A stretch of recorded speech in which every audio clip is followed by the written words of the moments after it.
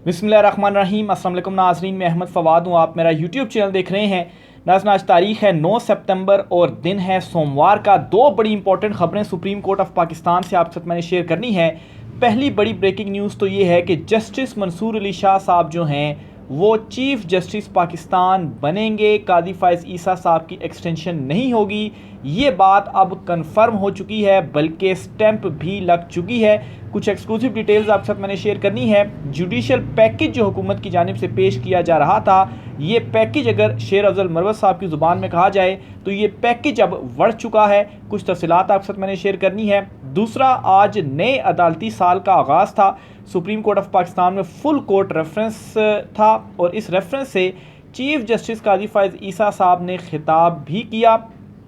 Chief justice कादी फ़ाइज़ ईसा साहब के इस खिताब के कुछ जो पॉइंट्स हैं इंपॉर्टेंट मैंने नोट किए हुए हैं, वो मैं आपके साथ शेयर करूंगा। और जो असल ज़िम्मेदारी थी चीफ जस्टिस कादी फ़ाइज़ ईसा साहब की, उस ज़िम्मेदारी से आज भागते हुए नज़र आए। और उसकी जो रीज़न थी वो ये थी कि कादी साहब चूँकि अब अक्टूबर के महीने में रिटायर होने जा रहे हैं, तो वो कारकर्दगी तो कादी साहब नहीं दिखा पाए, तो इस फुल कोर्ट रेफरेंस से उन्होंने खिताब भी करना था। इस वजह से जो है वो सिर्फ़ और सिर्फ अपनी तारीफ़ें ही उन्होंने की और ख़ुद अपने मुंह से की, और जो असल ज़िम्मेदारी थी उससे भागते हुए नज़र आई। इस पर भी कुछ डिटेल्स हैं, वो भी आपके साथ में शेयर करूंगा। सबसे पहले तो नाज़रीन आपको बताता चलूँ जी कि फ़ुल कोर्ट रेफरेंस के बाद चीफ जस्टिस कादी फ़ाइज़ ईसा साहब ने जो है वो टी के मौका पर सहाफ़ियों से मुलाकात की और कुछ अहम जो सवालात थे उनसे किए गए। और इन सवालात का जवाब देते हुए चीफ जस्टिस कादी फ़ाइज़ ईसा साहब ने ये वाज़े कर दिया है एक मरतबा फिर से, क्योंकि इससे पहले भी सहाफ़ियों से उन्होंने गुफ्तगू में कहा था कि वो एक्सटेंशन नहीं लेंगे, लेकिन अब इस बयान को उन्होंने अपने मज़ीद क्लैरिफाई किया, क्योंकि उनसे ये पूछा गया कि राना सनाउल्लाह जो है वो ये दावा करते हैं कि आपने ये कहा था कि मैं एक्सटेंशन तो नहीं लेता, लेकिन बिलफ़र्ज़ अगर हुकूमत ये जुडिशल पैकेज ले आती है, इसमें सबकी एक्सटेंशन होती है, तो फिर मैं भी ले लूँगा। तो इस पर चीफ जस्टिस कादी फ़ाइज़ ईसा साहब ने डिनाई किया, ना सिर्फ डिनाई किया बल्कि ये भी कहा कि अगर कोई ऐसा पैकेज आता है और उस पैकेज में मेरी एक्सटेंशन की भी जाती है तो तब भी मैं एक्सटेंशन नहीं लूँगा। एग्जैक्ट क्या सवाल जवाब उनके साथ हुआ वो आपके साथ मैं शेयर करता हूँ। फिर इसके अलावा 6 जजेस के मामले पर भी चीफ जस्टिस कादी फ़ाइज़ ईसा साहब ने गुफ्तगू की है, वो भी आपके साथ में शेयर करूंगा कि आखिर वो जो मुकदमा है वो क्यों समाअत के लिए मुकर्रर नहीं हो रहा और क्यों चीफ जस्टिस कादी फ़ाइज़ ईसा जो है वो इस मुकदमे की समाअत से भी आप यूँ कहें कि पीछे हट रहे हैं, और वो चाहते हैं कि वो रिटायर हो जाएं और उसके बाद फिर ये जो मैटर है वो जो नया चीफ जस्टिस होगा वही देखता रहे। और आज जो खिताब भी उन्होंने किया, उस खिताब से भी जो मेरी ऑब्जर्वेशन है, जो बॉडी लैंग्वेज थी कादी साहब की, वो एक ऐसे चीफ जस्टिस की बॉडी लैंग्वेज थी कि जो जाने वाला चीफ जस्टिस हो, आने वाला चीफ जस्टिस नहीं। बहरहाल जी, सुप्रीम कोर्ट में क्या कहा गया कादी फ़ाइज़ ईसा साहब की जानिब से,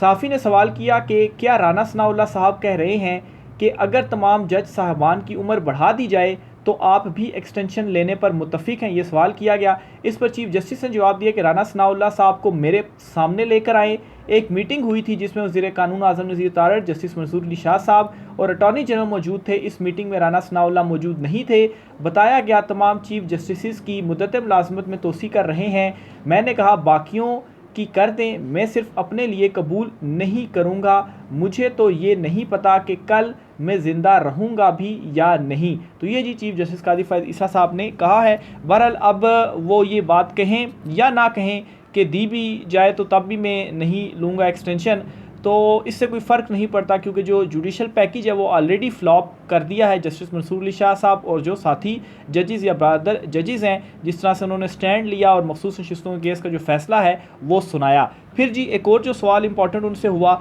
वो ये था कि 6 जजेस का जो मामला है, जो लेटर लिखा गया था इस्लामाबाद हाई कोर्ट के 6 जजेस ने मुदाखलत के हवाले से, इस पर अभी तक दोबारा समाअत क्यों नहीं हो पा रही, क्यों इस केस का जो फैसला है वो नहीं किया जा रहा। तो इस पर जी चीफ जस्टिस ने क्या जवाब दिया, और मेरे लिए तो ये हैरान कुन जवाब होगा, तो सुनिए। चीफ जस्टिस ने कहा कि 6 जजेस के ख़त का मामला कमेटी ने मुकर्रर करना है। मुसरत हिलाली तबीयत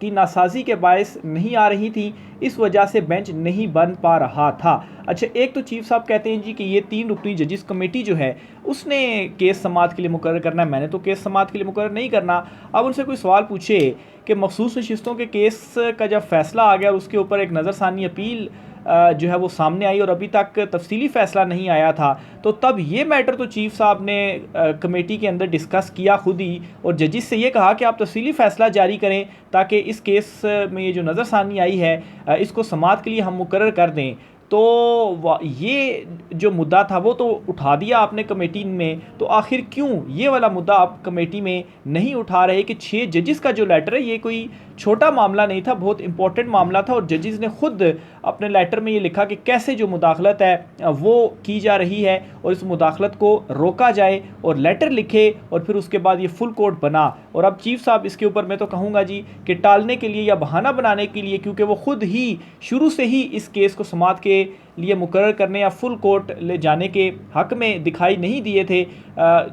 उन्होंने जो है वो डायरेक्ट हुकूमत से रुजू किया और हुकूमत से कहा जी कि आप इसके ऊपर कमेटी बना दें। फिर उसके बाद इंटरनली जजिस की जानिब से भी इस पर मुखालफत आई कि नहीं, ये फुल कोर्ट को देखना चाहिए, और फिर उसके बाद जो फुल कोर्ट थी वो बनी, और फिर जो एक कमेटी भी बनाई गई थी कि इस मैटर को देखे, और उसकी सरबराही भी एक रिटायर्ड जज को सौंपी गई थी। तो उस रिटायर्ड जज ने भी चूँकि इनकार कर दिया था, तो फिर इस पर और कोई ऑप्शन नहीं था, तो चीफ साहब को मजबूरन ये जो बेंच था बज़ाहिर वो बनाना पड़ा। लेकिन इसकी फिर एक ही जो समाअत थी वो हुई, और उसके बाद ये मुलतवी हुआ, और उसके बाद अभी तक समाअत के लिए मुकर्रर नहीं हुआ, और काजी साहब चूँकि खुद इसमें इंटरेस्टेड ही नहीं लगे, इस वजह से उन्होंने कमेटी में भी ये मामला नहीं उठाया। और फिर अब वो ये कह रहे हैं जी कि मुसरत हिलाली साहिबा जो हैं वो अवेलेबल नहीं है, वो बीमार हैं, तो अगर वो अवेलेबल नहीं है तो बाकी जो 16 जजिस हैं वो तो अवेलेबल हैं, तो उनके साथ जितने भी अवेलेबल जजिस हैं फुल कोर्ट बना दिया जाए और इस मैटर को देखा जाना चाहिए। तो बहरहाल जी ये 2 इंपॉर्टेंट सवालात थे जो कि चीफ जस्टिस काजी फ़ाइज़ ईसा साहब से हुए।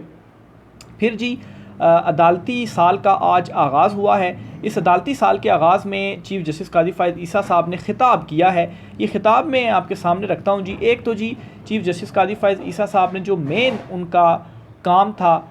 इंसाफ की फ़राहमी और केसेस की जो पेंडेंसी थी वो कम करनी, क्योंकि गुज़श्ता काफ़ी अरसे से केसेस बढ़ते जा रहे हैं, और चीफ साहब के दौर में तो रिकॉर्ड जो है वो हो चुका है 60,000 से ज़ायद जो केसेस हैं वो इस वक्त ज़ेरे समाअत हैं, पेंडिंग हैं सुप्रीम कोर्ट ऑफ पाकिस्तान में, जिनका अभी तक फ़ैसला नहीं हो सका, और ये बढ़ते जा रहे हैं। जब चीफ जस्टिस काजी फ़ाइज़ ईसा साहब ने चीफ जस्टिस का ओहदा संभाला था तो तब अराउंड अबाउट 55,000 के करीब केसेस थे। तो अभी 1 साल नहीं, तकरीबन 1 साल आप कह लें या कुछ ऊपर नीचे काजी साहब को तैनात हुए, चीफ जस्टिस का ओहदा संभाले, तो इनकी तादाद कोई 5,000 से भी ज़ायद बढ़ चुकी है केसेस की पेंडेंसी रेट, यानी कि ज़ेर समाअत केसेस का। तो ओवरऑल तो ये 60,000 है। तो इसके ऊपर जी चीफ जस्टिस काजी फ़ाइज़ ईसा साहब ने बस इतनी सी लाइन कह दीजिए कि वाकई ये केसेस बढ़ गए हैं, हम अपनी बिल्कुल गलती मानते हैं, और इस मामले के ऊपर जो उंगलियां उठ रही हैं उस पर मेरे ऊपर उठने वाली जो उंगलियां हैं उनको भी मैं मानता हूं, और इनके ऊपर हमें काम करने की ज़रूरत है। बस इतना सा कहकर, और जो मेन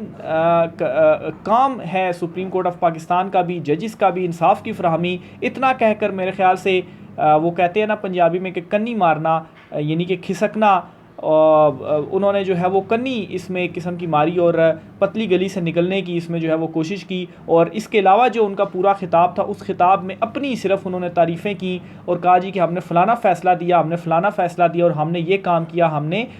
वो काम कर दिया, और ये जी हमारी कारकर्दगी। क्या वो कहते रहे। इसमें भी खैर काजी साहब की जो बॉडी लैंग्वेज थी बड़ी ढीली ढीली सी थी आज, और जिस तरह से होता है ना कि शिकस्त खुर्दा शख्सियत की जो एक बॉडी लैंग्वेज होती है, क्योंकि गुज़श्ता जितना भी चीफ जस्टिस काजी फ़ाइज़ ईसा साहब का टेन्योर रहा है और इसमें और कितना मुतनाज़ ये टेन्योर रहा है ये सबके सामने है। और एंड में बिल्कुल ख्वाहिश थी जी कि चीफ जस्टिस की में जो है वो इसमें मज़ीद तोसी हो जाए, मज़ीद अगर 2-3 साल मिल जाए तो क्या ही कहने हैं, लेकिन ऐसा नहीं हो सका। तो बहरहाल जी चीफ जस्टिस साहब ने सबसे पहले तो फरमाया जी मेरा सबसे बड़ा जो काम है वो ये है कि मैंने फुल कोर्ट बनाया पहले ही दिन अपने, और फुल कोर्ट बना के तमाम जजिस को इकट्ठा किया, और गुज़श्ता 4 साल से ये काम नहीं हुआ था। अब फुल कोर्ट बनाना या जजिस को इकट्ठा करना ये ऐसा क्या काम है जिससे अवाम को कोई बड़ा रिलीफ मिला हो। हाँ बस प्रैक्टिस एंड प्रोसीजर था, उसमें भी बज़ाहिर एक ज़िद लगी हुई थी। उमर अता बंदयाल साहब उस वक्त के चीफ जस्टिस, उन्होंने तो जो है वो इसके ऊपर स्टे किया हुआ था, लेकिन काजी साहब ने आकर जी कहा जी कि बिल्कुल ठीक ये बिल है और इस बिल को मंजूर होना चाहिए, और उसके हक़ में जो फ़ैसला था वो दे दिया। तो ये एक ज़िद्दबाज़ी आप कह सकते हैं, या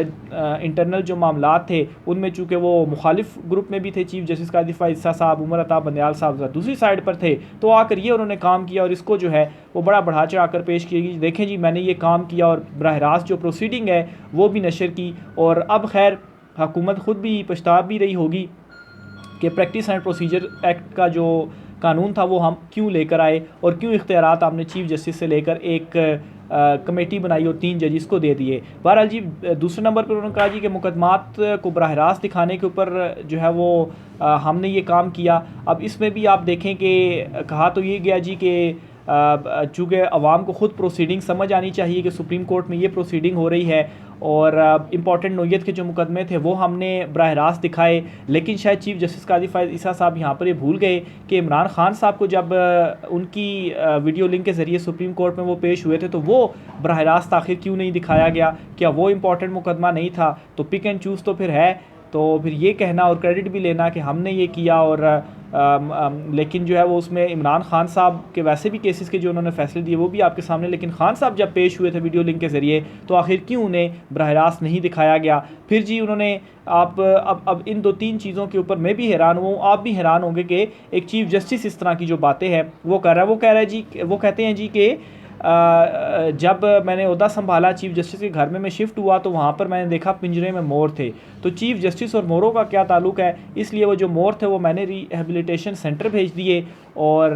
वहाँ पर ताकि उनकी जो नशोनुमा है वो हो सके, और ये मोर नहीं होने चाहिए थे। तो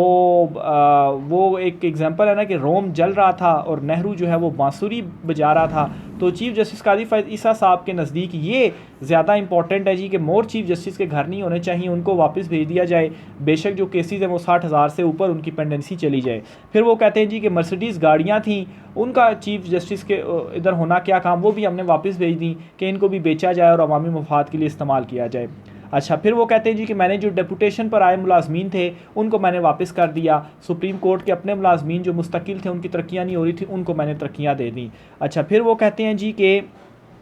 मेरे से पहले ये यानी कि जब मैं चीफ़ जस्टिस नहीं बना था तो मेरे चीफ़ जस्टिस बनने से पहले बेंच देखकर ये बता दिया जाता था कि इस केस का जो फ़ैसला है वो क्या आएगा। और मेरे दौर में ये हुआ कि मैंने तो जजिस कमेटी बना दी, 3 जजिस फ़ैसला करते हैं, लेकिन चीफ़ जस्टिस कादी फ़ाइज़ ईसा साहब अब भी बेंच देखकर बता दिया जाता है कि फ़ैसला जो है वो क्या होगा। जिस बेंच में आप बैठे हों और वो पाकिस्तान तहरीक-ए-इंसाफ़ से मुतल्लिक़ केस हो तो उसमें पाकिस्तान तहरीक-ए-इंसाफ़ को कोई रिलीफ़ नहीं मिलता, और कई फ़ैसले आपने ऐसे दिए और बेशतर केसेस आपने ऐसे सुने। सबसे बड़ा मामला आप देखें ट्रिब्यूनल्स का है, वो अभी तक पड़ा हुआ है और वो बहाली आप नहीं कर रहे। फिर इसी तरीके से आप इलेक्शन का जो फ़ैसला है, बल्ले का निशान छीनने वाला जो फ़ैसला है वो आप देख लें। बल्कि उल्टा चीफ़ जस्टिस कादी फ़ाइज़ ईसा साहब ये कहते हैं कि मैंने जो है वो इलेक्शन की डेट दी और उस डेट के ऊपर फिर इलेक्शन हुए, और जो high court Lahore high court थी उनके एक जज साहब ने जो है वो मसला क्रिएट करने की कोशिश की, और आरओज़ का जो नोटिफिकेशन था वो मुअत्तल किया। हमने उस नोटिफिकेशन को वापस बहाल किया, और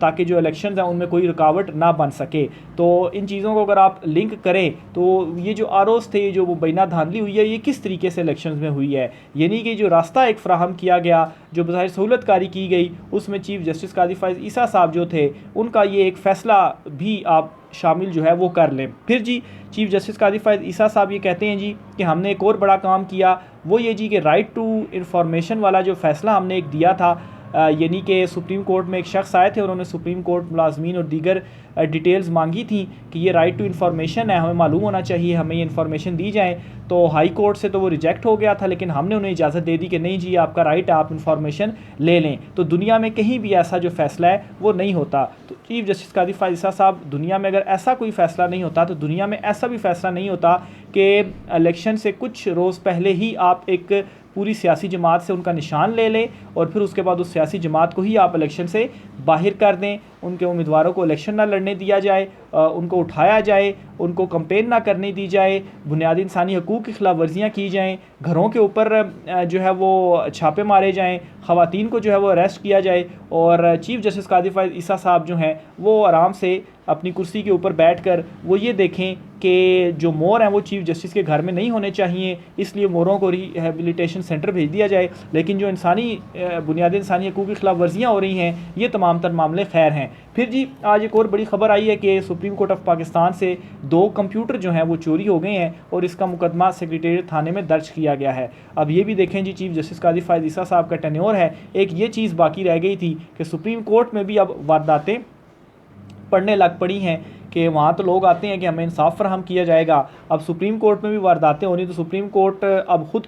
कैसे जो इंसाफ है वो अपने लिए लेगी, या इवन कि अपने जो जजेज़ हैं 6 जजेस का मैटर अभी तक इन्होंने मुदाखलत से रिलेटेड जो लेटर लिखा गया था उसे समाअत के लिए मुकर्रर नहीं किया, तो जज इंसाफ लेने के लिए बैठे हुए हैं। तो ये काजी साहब का दौर है कि ना अपने जजों को इंसाफ मिल रहा है, आवाम को तो मिल ही नहीं रहा, और ऊपर से सुप्रीम कोर्ट पर भी जो वारदातें हैं वो पड़ रही हैं। राय का इज़हार कीजिएगा। आज के व्लॉग से इतना ही, इजाज़त दीजिए, अल्लाह हाफ़िज़।